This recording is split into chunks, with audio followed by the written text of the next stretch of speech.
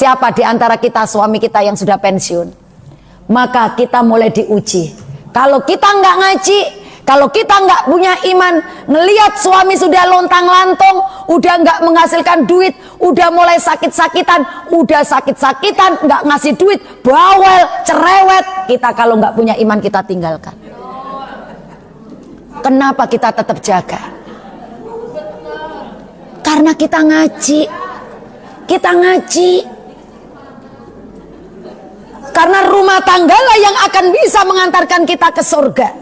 Ketika kita berjanji di depan para KUA 40 tahun yang lalu, 45 tahun yang lalu berjanji dalam melaksanakan ijab kabul akad nikah, Allah menyertakan semua para malaikat baris di dalam pernikahan itu. Kita sebut misaqon ghalidho, perjanjian yang berat.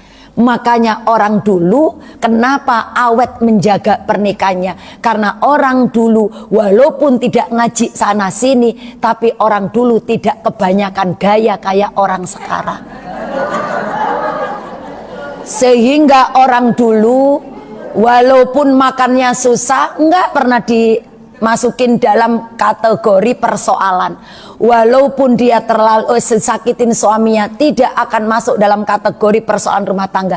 Ini Bu, rumah tangga sekarang yang bukan model kita, anak-anak kita, itu sedikit ekonominya merosot, sudah kata cerai itu bisa dilontarkan. Ini maka peran wanita dalam rumah tangga, pertama kita itu menjadi istri.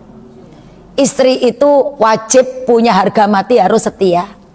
Kesetiaan istri itu didapat kalau kita wanita soleha. Dalam surat An-Nisa ayat 34, ibu apal, siapa sih wanita soleha? Jadi istri itu perannya menjaga kesetiaan. Dan kesetiaan itu yang telah diajarkan oleh Allah dan Rasulnya, sehingga dengan setia itu keluarganya Rasulullah dengan beristri Khadijah binti Khuwailid, kemudian beristri dengan Aisyah, dan Rasulullah pun tidak pernah yang namanya membentak perempuan, apalagi istrinya, pembantunya aja nggak pernah dibentak. Nah, kita pun sebagai istri menjaga kesetiaan itu, maka kita wajib berbalut kesolehan kita sebagai seorang wanita. Solehnya wanita itu diantaranya dituangkan oleh Allah dalam Al-Quran surat An-Nisa ayat 34, fassolihatu qonitatun hafidhatun lil ghaibi bima hafidhallah.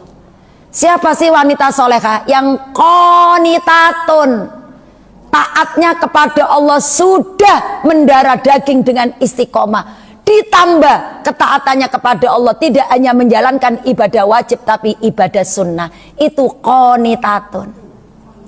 Jadi qonitatun itu tidak akan sholat subuh sebelum qobliyah. Qonitatun itu habis sholat subuh nggak akan berhenti, terus wirid dzikir.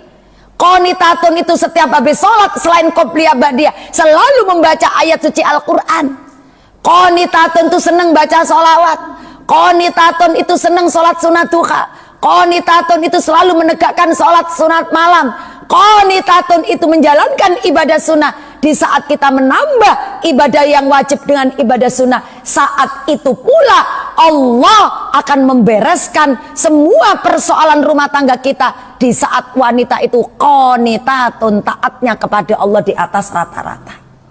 Maka ketika kita sudah taatnya di atas rata-rata, muncul sabar yang top, muncul syukur yang top, muncul banyak ngalah, muncul tawadu. Itu dari sebab ibu menjalankan perbanyak ibadah sunnah. Karena amalan-amalan soleh itu akan bisa menaikkan kualitas iman. Al-imanu yazidun wa yankusun. Iman yang Allah berikan kepada diri kita semua, yang terpatri dalam jiwa kita, itu yazidun, bisa naik, wa yankusun, dan bisa berkurang. Yazidul imani bitoat, iman kita akan tambah naik, tambah sabar, tambah banyak ngalah, tambah gampang memaafkan, tambah kalau mempunyai masalah dunia ini nggak selalu stres, selalu dilipatkan Allah ketika ada masalah. Itu karena kita menjalankan ketaatan. Pun ngaji ini termasuk ketaatan, imannya naik.